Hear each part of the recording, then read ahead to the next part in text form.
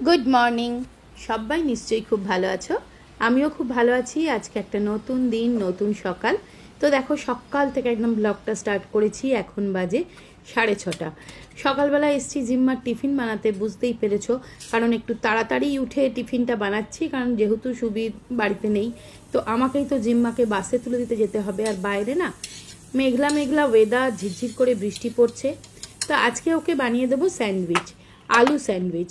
আলু সিদ্ধ করে ওই কাঁচা লঙ্কা পেঁয়াজ দিয়ে ভেতরে পুর দিয়ে দিয়েছি, দেখো। সেগুলোকে এবার জাস্ট একটু বাটারে একটু এপিটোপিট করে ফ্রাই করে দেবো। এটা যদি স্যান্ডউইচ মেকার থাকে তাতে খুবই ভালো হয়, কিন্তু আমার কাছে স্যান্ডউইচ মেকার নেই বলে আমি সবসময় এরকম তাওয়াতে বা চাটুতেই করে দিই। তো একটু টিফিন তো বেশি করেই দিই। আর হ্যাঁ, তোমরা আমাকে কয়েকজন জিজ্ঞেস করেছিলে যে জিম্মার কটা টিফিন হয় স্কুলে, মানে ব্রেক কটা হয়। ব্রেক একটাই হয়, কিন্তু অনেকটা টাইম তো, এই ধরো এখন বেরোবেও, আর ও সকালবেলা কিচ্ছু খেয়ে যেতে চায় না। আগে একটু দুধ বিস্কিট জোর করে খাইয়ে পাঠাতাম, কিন্তু ওর খুব গা বমি করতো, টিফিনটা খেতে পারতো না। এই জন্য এত সকালবেলা দুধ টুধ খেতে পারে না। জল বিস্কুট কোনো দিন খায়, আবার কোনো দিন খায় না, কিছু না খেয়েই যায়। সেই জন্য আমি টিফিনটা একটু বেশি করেই দিই। তাছাড়া ধরো বন্ধুদের সাথে শেয়ার করে খাওয়া, এই বয়সটা তো আমিও কাটিয়ে এসেছি, তুমিও কাটিয়ে এসেছো, তাই না বলো? এই বয়সে তো বাচ্চারা একটু শেয়ার করে খাবেই, তাই জন্য একটু টিফিনটা বেশি করেই দিই। আর বিস্কিট বা চানাচুর এগুলো যে দিই না, এই যাবার সময় ধরো বিস্কিট দিলে ও হয়তো বাসে যদি ইচ্ছা করে তাহলে হয়তো একটা বিস্কিট খেয়ে নেয় একদম খালি পেট না থেকে। আর ওই চানাচুর বা ওরকম ধরনের কিছু দিলে সেটাও ফেরার সময় খায়। ফল বা চানাচুর এরকম কিছু দিলে ফেরার সময় বাসে প্রত্যেকটা বাচ্চা টিফিন খায়। আমিও যখন আনতে যাই না ওকে, একদিন মাঝে মাঝে যখন আনতে যাই, আর যদি ওদের বাসে আমি ফিরি, তাহলে দেখি প্রতিটা বাচ্চাই না ওই সময় খুলে কোনো টিফিন খায় ফেরার পথে।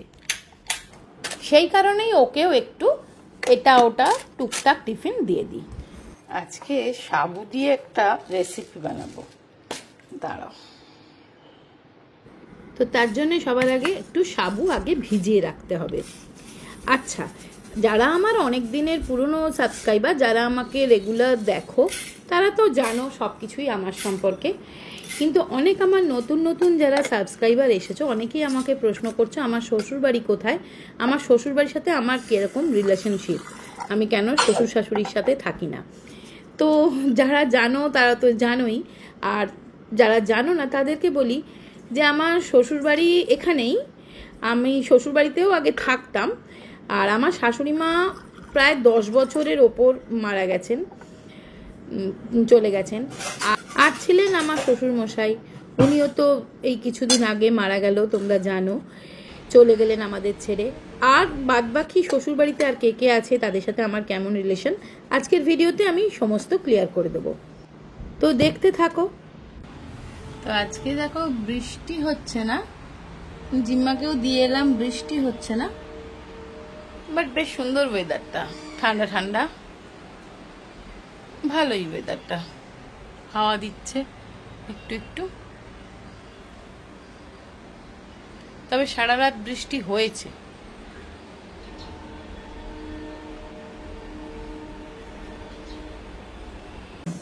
তো চলো, যেটা বলছিলাম, আর আমার একটি ননদ, তাকেও তোমরা সবাই খুব ভালো করেই চেনো, তার সাথে তো আমার খুবই ভালো রিলেশন, একবারে বন্ধুর মতো। আর দিদি, মানে সত্যি বলছি, আমি মন থেকেই দিদিকে দিদি, নিজের দিদি মনে করি। আমার সাথে দিদির কোনো রকম কোনো দিন কোনো কিছু খারাপ কিছু মানে ব্যবহার বা কোনো কিছু হয়নি। এই হচ্ছে ননদ। আর দেওর মানে সুবীররা এক ভাই এক বোন। আর আমার খুড়শ্বশুর আছেন, সে যে খুড়শ্বশুর শাশুড়ি সবাই আছেন, সবাইকেই তোমরা দেখেছো, আমার মাসি শাশুড়ি মামা শ্বশুর, তাদের সবাইয়ের সাথে আমার রিলেশন তোমরা আমার একটু পুরনো ব্লগগুলো দেখলে দেখতে পাবে। মানে সত্যি বলছি, আমার শ্বশুরবাড়ির আর প্রত্যেকে আমাকে ভীষণ ভালোবাসে, বউ হিসেবে নয়, সত্যি আমার মাসি শাশুড়ি, মামা শ্বশুর, মামি শাশুড়ি, এনারা সবাই আমাকে মেয়ে হিসেবেই ভালোবাসেন।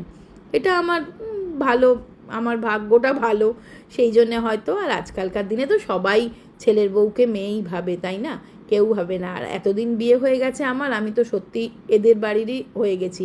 আর আমার বাপের বাড়ি বলতেও তো তেমন কিছু নেই আমার, মানে নিজের যে বাপের বাড়ি, আমার দাদা যেহেতু থাকে কানাডায় অনেকটা দূর, আর আমার মা আগে কানাডায় থাকতো, যেত 6 মাস ওখানে থাকতো, 6 মাস এখানে থাকতো, প্রত্যেক বছর মানি চলে যেত কানাডায়। কিন্তু আমার বাবা মারা যাওয়ার পর থেকে আমার মানি আমার কাছেই থাকেন, কিন্তু তার মধ্যেও আবার প্রত্যেক বছরই কানাডায় যেত। তা এখন তো বয়সটা অনেকটাই হয়ে গেছে, এখন আর যেতে পারে না একা একা। তবে এখন তো দাদাভাই বৌদিভাই প্রত্যেক বছরই আসে, দেখা হয় মানির সাথে, এটাই যা। তো এই হচ্ছে, তোমরা যেটা জানতে চাইছিলে আশা করি বুঝতে পেরে গেলে। আর যদি তোমরা আরও কিছু দেখতে চাও তো আমার লক্ষ্মী পুজোর ব্লগ, মানে যেখানে গ্যাদারিং হয়, ফ্যামিলি গ্যাদারিং, সেখানেই তো বোঝা যায় রিলেশনশিপগুলো, তো সেগুলো তোমরা দেখতে পারো।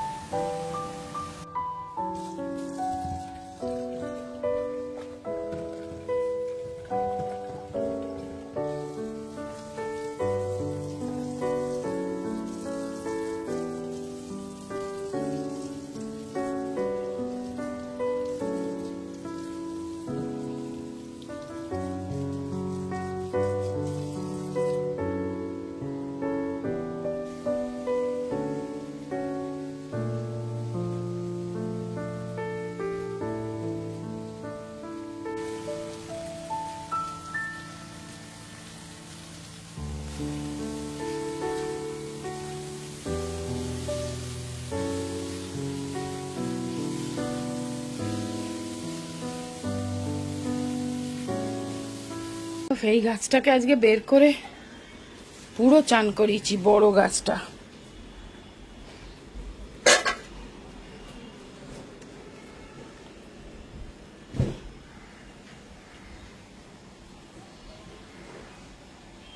এই জায়গাটা একটু পরিষ্কার করে সুস্থ হলো, এটাও ধুয়ে নিলাম, চকচক করছে। এটা হচ্ছে অ্যাকচুয়ালি একটা অ্যাস্ট্রে, অনেক বড় অ্যাস্ট্রে, বাট শো পিস।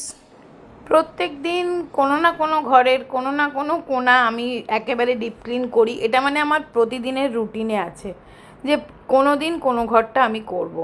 তা আজকে ড্রয়িং রুমের ওই দিকটা অনেক দিন পরিষ্কার করা হয়নি, যেখানটা দেখলে এই বড় গাছটা থাকে, ওটা ফেক প্লান্ট, কিন্তু মাঝে মাঝে না পরিষ্কার করে দিলে পাতাগুলোয় ধুলো হয়ে যাবে তো না, আর যদি বেশি ধুলো জমে যায় তখন পরিষ্কার করতে খুব কষ্ট হয়, সেই জন্য আমি মাঝে মধ্যেই করে ফেলি।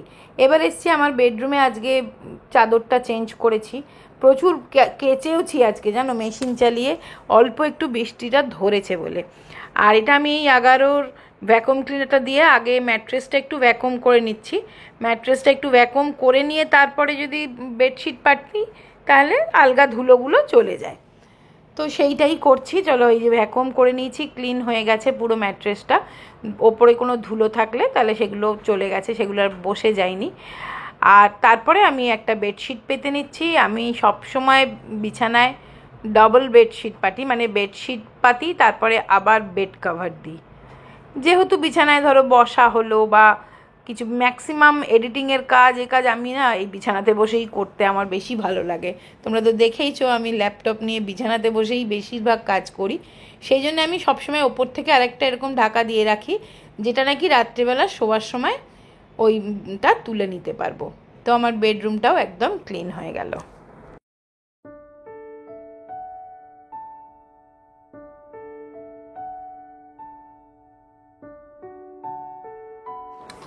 এখন বাজে 4টে মতন বিকেলবেলা।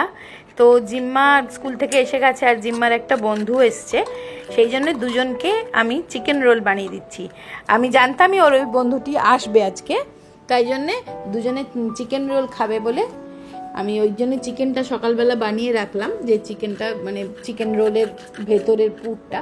তো এখন দুজনকে একটু চিকেন রোল বানিয়ে, বা র্যাপ বলতে পারো, যেটাই বলো, একটু মেয়োনিজ দিয়েছি, আর ওই চিকেনটা দিলাম, আর একটুখানি দেবো কাঁচা পেঁয়াজ।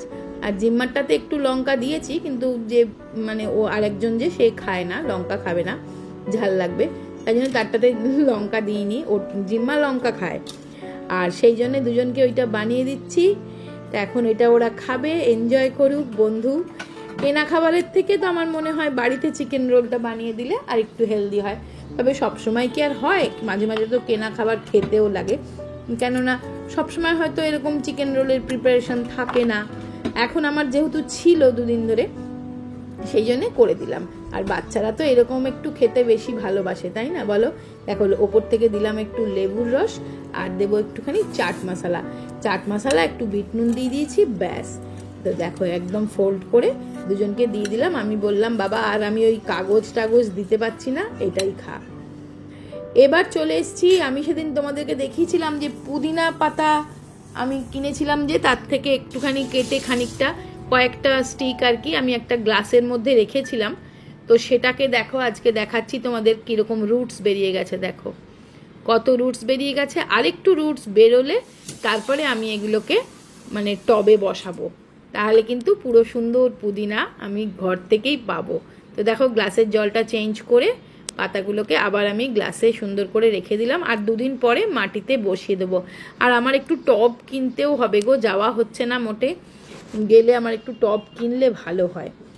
তো দেখো এই কাজটাও হয়ে গেল, মোটামুটি এখন এরকম কাজ অনেকটাই এগিয়ে গেল। তো এখন তো জিম্মা বন্ধু এসছে, একটু খাবে, গল্প করবে, তারপরে তো পড়তে বসবে। কালকে আবার পরীক্ষা, কালকের পরীক্ষাটা হলে ওদের পরীক্ষা শেষ হয়ে যাবে। তো আমি ভিডিওটাও এখানে শেষ করে দিলাম। সবাই খুব ভালো থেকো, সুস্থ থেকো, আজকের মতন টাটা।